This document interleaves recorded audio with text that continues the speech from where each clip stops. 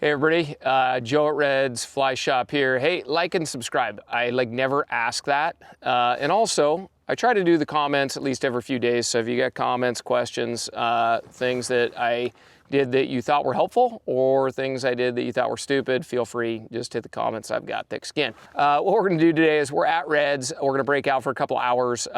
We had a little cloud cover blow in. It is late fall and it's an optimal time to go fish blue wing olive. So we are just going to lean into trying to get a couple of fish on blue wing olives. This type of fishing, you don't have to have a boat. I like to drive around and go to some slick flats and just watch for feeders from the road. If I see them pop up, great. If not, I can do a quick relocation. So I think it's a really great avenue for the bank angler to be able to find feeding fish, especially right during the middle of the day. It's about 1:45 right now. Eric told me yesterday the hatch came off at 2, so we'd better get going. We're gonna drive up and down the road until we find a pot of fish.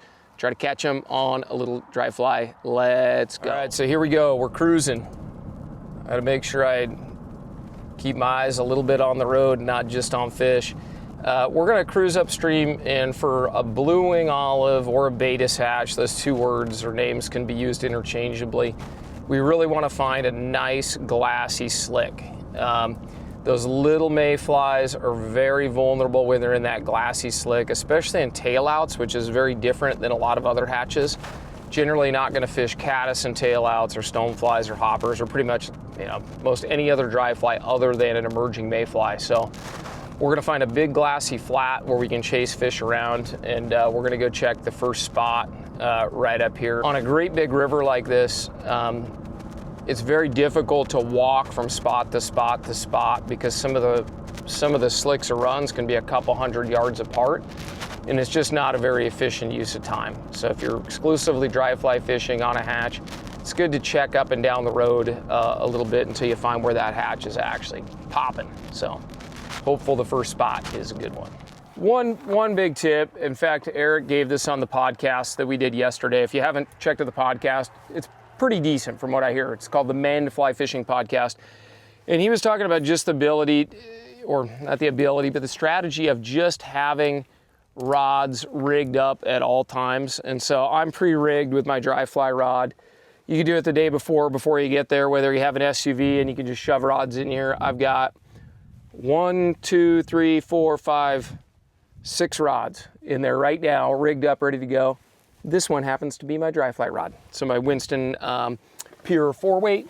I like the lighter line, just flat out drifts better and lands softer. So 3 and 4 weights are great for this type of fishing. I'm gonna bring a chest pack and a net, but most of the flies I have are in my hat. And literally, if you're just gonna lean into dry fly fishing, have 6 flies and some floating. That's about all you need, maybe a little tippet. So I got my Winston Pure, the OG, the original Pure, 9-foot 4-weight. Love this rod. It has hundreds of thousands of casts on it. Lots of casts used as a guide rod in my rod. Rio Elite Gold, weight forward floating line, just general trout taper. And then the fly I'm gonna start with is called a Winger Blue Wing Olive. I like it because it gets bit, but it's also easy to track and see. And then just a regular old click pawl reel, Lamson Purist, for those that care. We're just gonna sit and watch a little bit and pick one fish out here. Oh, one tip that is valuable, the leader I'm using is a 9-foot 6X Rio Supple Flex leader. And that is a I generally don't drill down into leaders and all that BS. People spend, in my opinion, too much time scrutinizing over those little details. But that particular leader has a super thin butt section, which is just a smaller diameter. It physically drifts down the river more naturally for these little dry flies. I don't need a big stiff butt section to turn it over. So that Supple Flex leader is an advantage for trying to make absolutely perfect drifts with these little flies. So yeah, right down to the dreaded 6X. I hate it too, folks, but it gets bit, so we're gonna use it so we can help our drift. And then if I've got to patch it up, you can just run 6X. So let's see if we can find one here.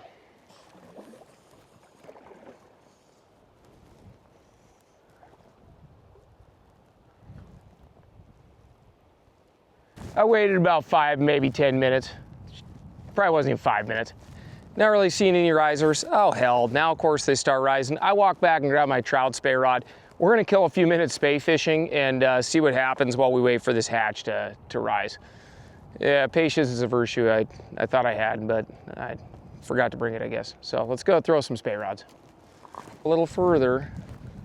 That's always the answer in spey casting. Everybody wants to throw further and further and further.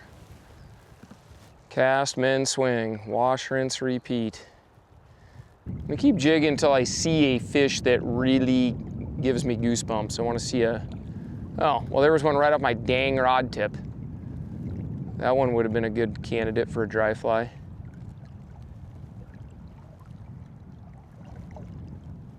There he is, good fish. There we go. Ah, he felt really big. That's what happens on streamers though. They always feel about double the size they are when they hit. Hey, notice like my rod angle is way back toward the shore and really low. These big rods have so much bounce to them that the fish come unhooked all the time. They get that shooting head whipping around. So I try to keep initially like all my shooting head lined in the water, especially when the fish jumps. Okay, so we got one on the spey here. With a spey rod and even a Euro rod, like, all right, any longer rod, it's nice to have a net with some kind of decent handle.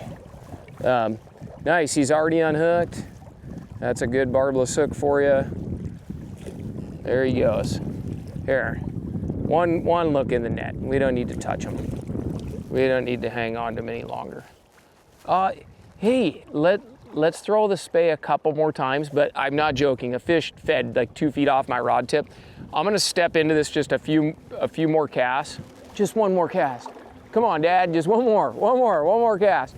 One thing that is really nice about spey fishing is a really simple gear set. If I have 3 or 4 flies, per session, I don't really need more than that. A spool of 3X fluorocarbon tippet for this low clear water. I'm throwing small streamers. They're really easy to cast. And it's just so repeatable. You don't snag the bottom. You don't tangle much. So it is pretty therapeutic. It's like a really simple way to fish. And these fish are really liking that little snap jig. And the intensity of the jig can match the water speed. If it's slow water, my jig has to be really slow because I got to let that fly recover between jigs. So even during one swing, as it slows down below me, my jigging tempo is gonna slow down. So I'm gonna keep pushing through because this is really clear water. I want this streamer to present itself as kind of a rare and unique opportunity. I don't want to fatigue a trout downstream of the fly by showing it to him several times before it's in his strike zone. So I'm sink, sink, sink, sink, sink. Let that thing get down in the bottom half of the water column. And now it's lifting and rising. And there's a good bite, good fish. Yeah, get that rod low, get that line in the water. I saw that shooting head start to jump around, and he's just running right at the bank now. Come on. Switch angles on him. Rod low. God, that fish hit so hard. It's like he was racing another fish to it. And God, I really like having a good net handy. I'm just gonna horse him in here. Come on. Oh, I reeled in a little too much line. It's funny with landing him on spey gear. Hey, he just splashed the lens. When landing him on spey gear, there's kind of an optimal length of line. I reeled in a little too much, but yeah, another hardy Yakima river bow. You guys know what a trout looks like. Let's just let him go. Maybe get a big one. We'll show you like some artistic macro of the fish swimming away or something like that. But that's pretty cool. Yeah, I think maybe just a couple more casts and then dry fly. I think that's gonna be the plan. Okay, here we go. Snap T, lift it up. Wind's blowing slightly upriver. Throw it as soft as I can and still get the job done.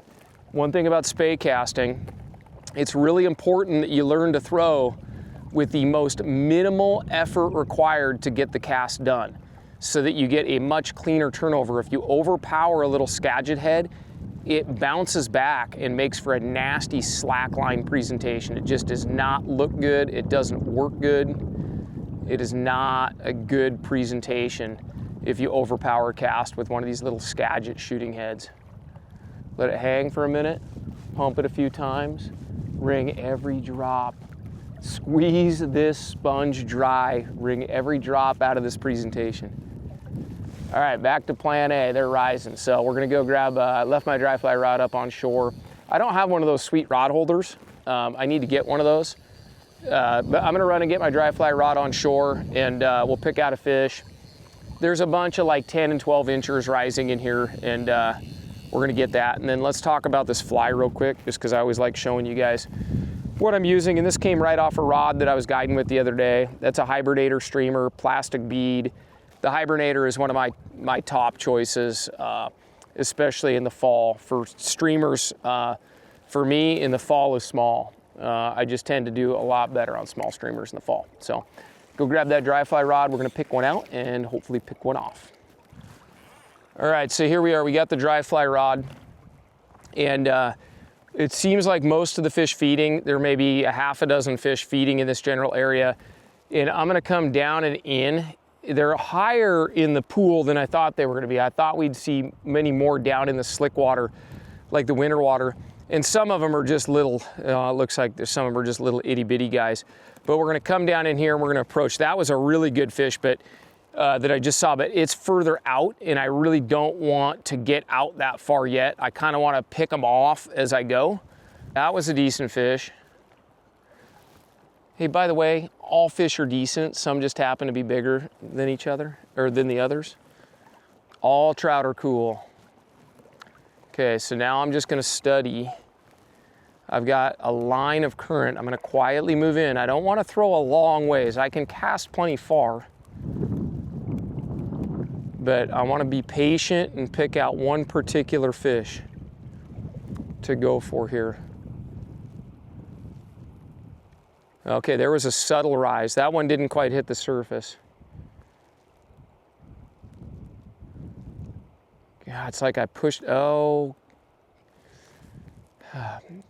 So the rises right now are kind of sporadic. It's like the fish are moving around more. Okay, that was a good fish. We're gonna take him. I don't need to mend here. I'm just gonna set it about 5 to 6 feet above him. There he is. Oh, of course I missed it. And my reflex was to put it right back in there, but I probably should have waited. And the fly I'm using is a number 20. It has a tiny hook. I'm gonna let that cool down. That hook set might have put a couple of fish down. You miss 100% of the strikes you're too fast on. With a little tiny number 20, they need to get their mouth all the way closed in order for that hook to grab. If I was throwing a big hopper or something with a big hook gape, I can probably still grab that fish, but with a 20, they need to grab it, shut their mouth, and dunk their head, and then I need to lift, and I don't need to be powerful. It doesn't take hardly anything to get hook penetration with a little number 20. Oh, they're picky. They're picky because there's a lot of competition. There's a lot of naturals out there. And they're pretty random rises, these fish. There's a fish, but he didn't take it all the way down. Pretty random rises, so I'm playing whack-a-mole a little bit. There was a decent sip.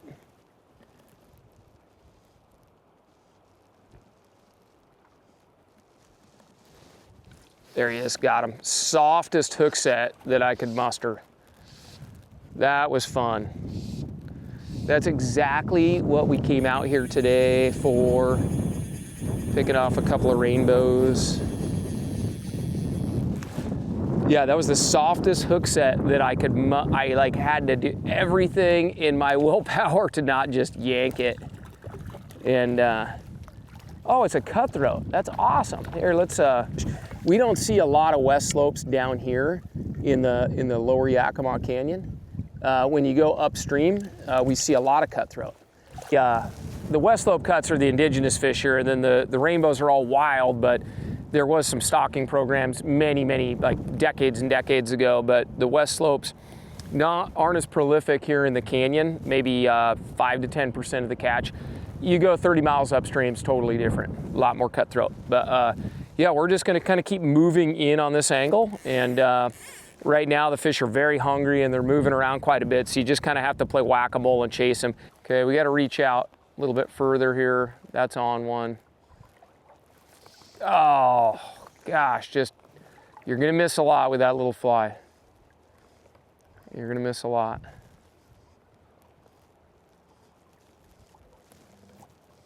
Okay, that was a decent fish. Oh, that fish was eating a caddis. I can see the caddis on the surface. Oh, gosh, missed another one. They're not big. A lot of them are really picky. So I started with that wing or parachute, which has a lot of presence. It's a pretty big fly, and I was missing a lot of fish, but I also saw a couple just blatantly refuse it. And what I'm gonna do now is I'm gonna switch up to a little RS2 emerger, also in a 20. And that RS2 is like very, very difficult to see. It's not a dry fly. Well, it's really not a dry fly. It's like an emerger, you know, which is basically a floating nymph, more or less. And I kind of like to get my cast dialed in a little bit first, kind of get my eyes tuned in. One thing about seeing these tiny dry flies is if the fly hits exactly where you expect it to, they're not that hard to see. If the fly is hitting helter-skelter, it's impossible to see. So I think some of the ones I was missing were just subtle refusals. You know, I was able to land one, but we're gonna switch up to this RS2 emerger and throw this a few times. Okay, oh, that was a rise right near me, but it wasn't me. Yeah, I cannot see that fly. All I can do is just put it right in their lane and just kind of watch for the splash. The hatch is getting pretty strong. There's a lot more bugs to compete with than there was a few minutes ago.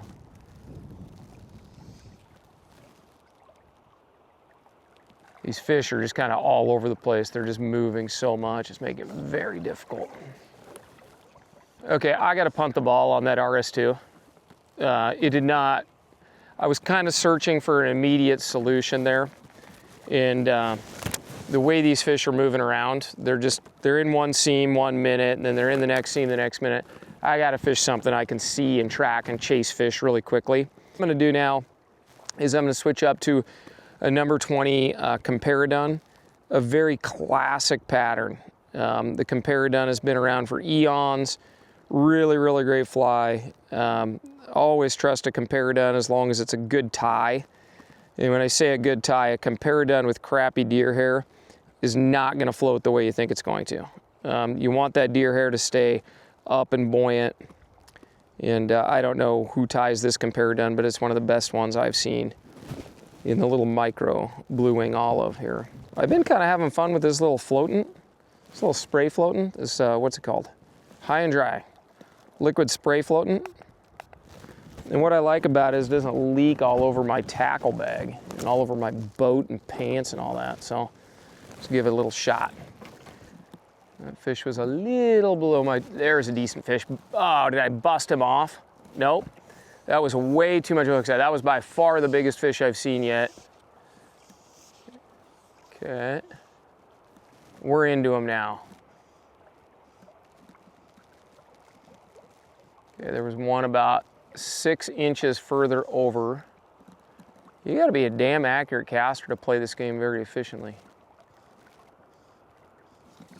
Got him.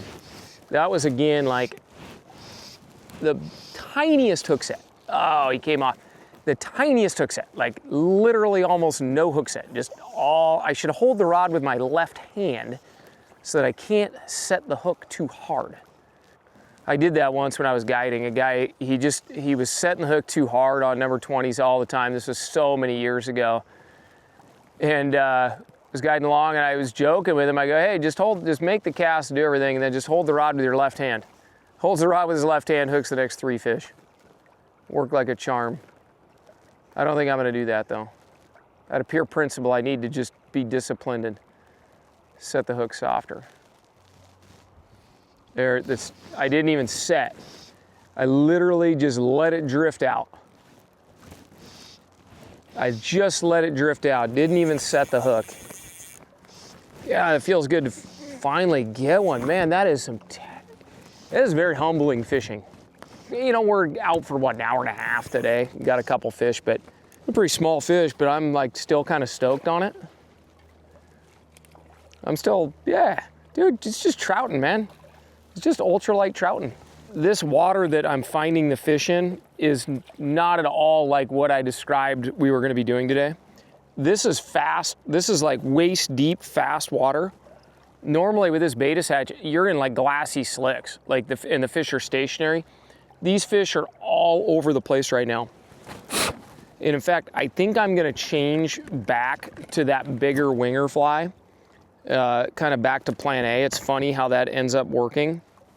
But, because I think these fish are feeding fairly aggressively, but there's moving a lot.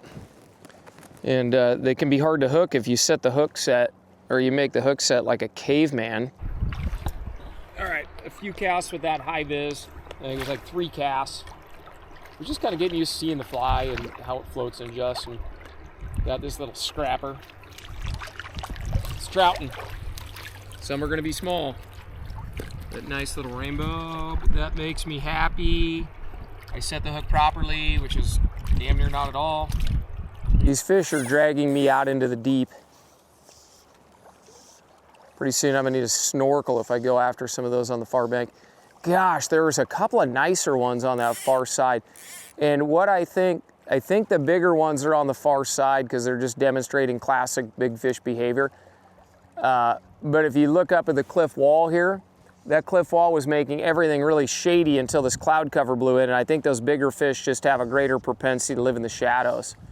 So even though there's not a shadow right now, if the sun were to come back out, it would be only the far half of the river would actually have shade on it.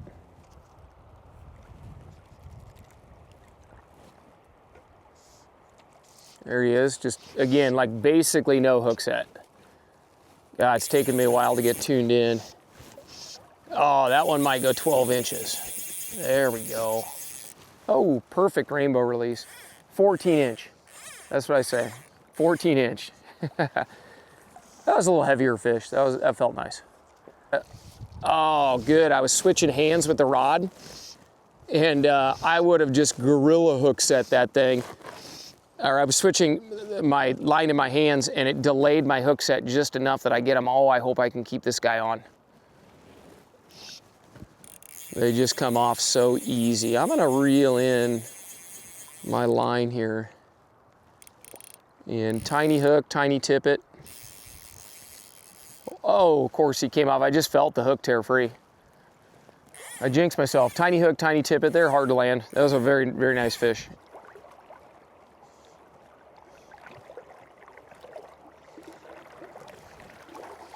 There he is. I gotta admit, I didn't even see that fish eat it. Just picked up and he was on. All right, I'll take it though. Sometimes the fish wins, sometimes the angler wins on those little screw ups. Oh, come on, buddy, hold still. We're just gonna give you a second. Gonna get the hook on the right side of the body so I can release him. Yeah, not bad. Nice little trout. A fun-sized trout. That's what I'll say.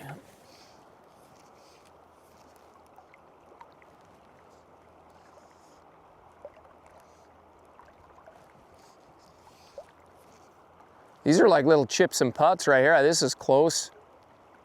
There he is. Got him. Ah, good. Actually, a good set. Like, it's gonna look like it's in slow motion, but like that set was so soft. That tiny hook. Bring me back to hopper season. Oh, that was cool. Just flat out missed him. I don't know how. There. I know how I missed him. Dude, I gotta quit setting the friggin' hook. It's just every time I just don't set the hook, it seems like I hook up. God, there is like, you gotta get tuned in. I'm getting a little more tuned in as I go here. Okay, good release. That's just fine. There he is, good fish. Ah! God, I just had him pinned. That freaking hook. I could use like a 3-weight or a 2-weight rod. Even this 4-weight Pure feels like it's heavy for these 20s. It just doesn't stick. Okay, that was one of the few ones where I actually made like a 1-shot hookup and then just horsed it, man. Just too much. We're now in the lion's den. Like this was in the shade before it got cloudy, and I think that the bigger fish, were on like that fish right there. I think that I am gonna be so delicate, like a baby bird, like just a baby bird, just in inches a mile when reeling him in. Oh, baby, pretty bird. Pretty bird. Oh, come on. Please stay on. It's like the 4th one this size that I've hooked. And this is gonna be a friggin' miracle if I land them.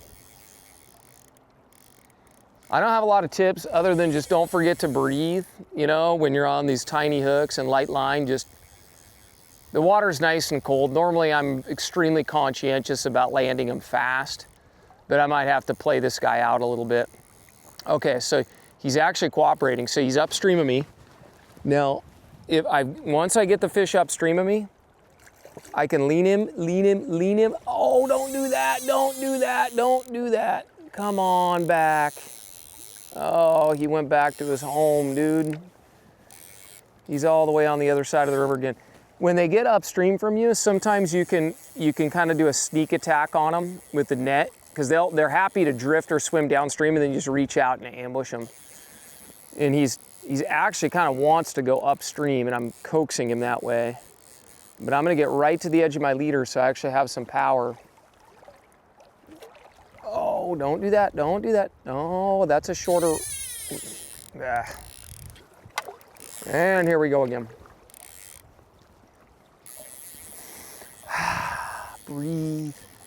Don't forget to breathe or you'll snap them off. Another thing I'm doing with this click pawl is I'm just running the line over my fingers for the tiniest bit extra drag. And it's a little bit like a clutch. So when he runs, I just drop off. But like right now, I just want a tiny bit of extra, just because he's not doing anything shocking. I can pull on him pretty good when he's just kind of holding. And I'm gonna bring him up. Oh, I thought I was gonna have him there. And there he goes again. It's a nice fish. It's not like a great big fish, but I'll tell you, it might as well be the biggest trout in the world right now for me.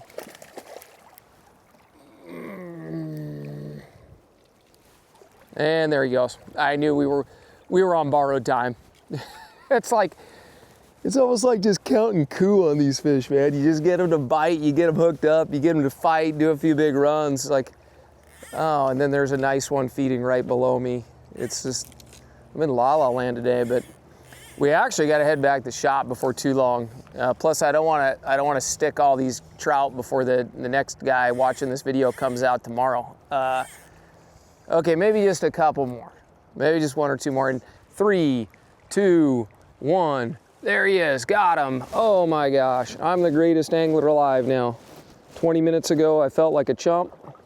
Now the fish are actually starting to play ball. I don't know what it was. I missed a dozen fish earlier. Too heavy a hook set, a little too fast. Changed flies a couple times. That was completely unnecessary. It's 90% about presentation.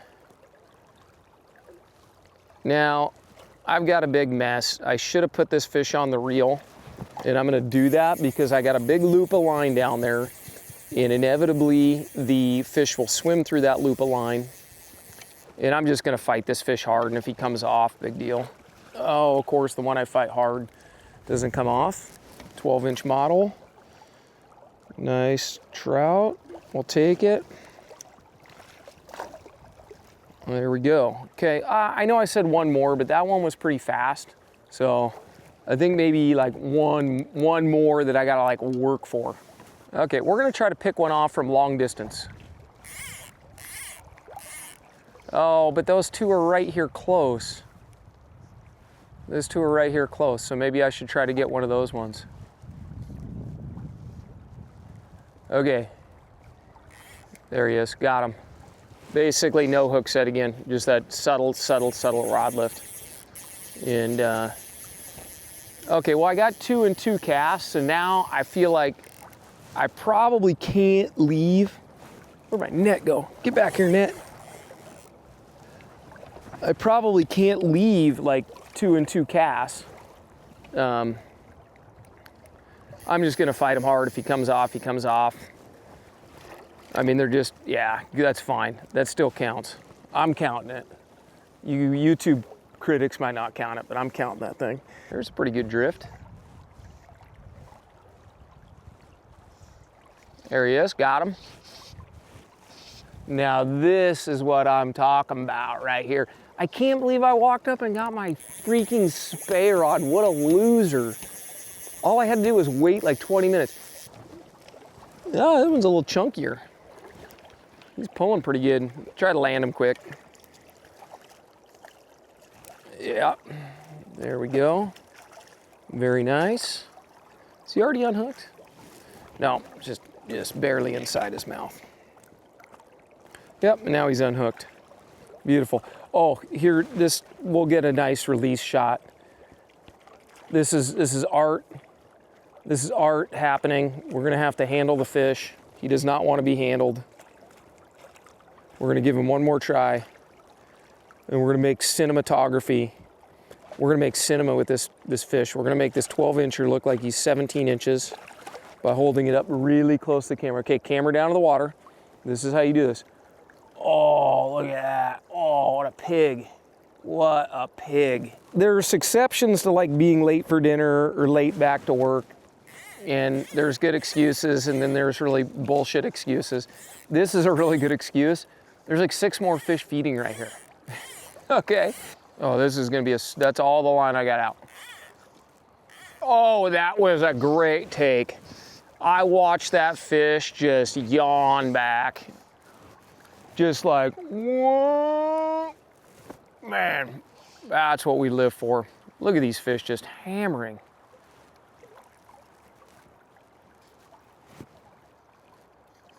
There's another one. Okay, we're gonna start quick releasing these guys. Yeah, the fish are definitely migrating. There was a grab. The fish are definitely backing into the slower water now. There he is. Good. Yeah, that's a good chunky fish. Hey, we're just gonna wrap up with this fish. I really do. We gotta wrap up. Boy, this fish, this is really fun, but it is technical and humbling, and I can't tell you enough as a veteran guide and just somebody who wants to see you succeed. Like, practice that really sharp 20 to 30 foot casting. Like, just get dead accurate. The fishing's good today, but the feeding lanes these fish are in are very narrow. You've got to be able to drop that. Unbelievable. Fish hooked me around a stick. Fish hooked me around a stick and got away. Ran right. I felt when it happened, just right there. The stick was poking up vertically. Well, we can't end on that. That would be wrong. I think he broke me off, actually. Yeah, he hung on the stick and then broke the fly. We will end on that. That fish, they win once in a while.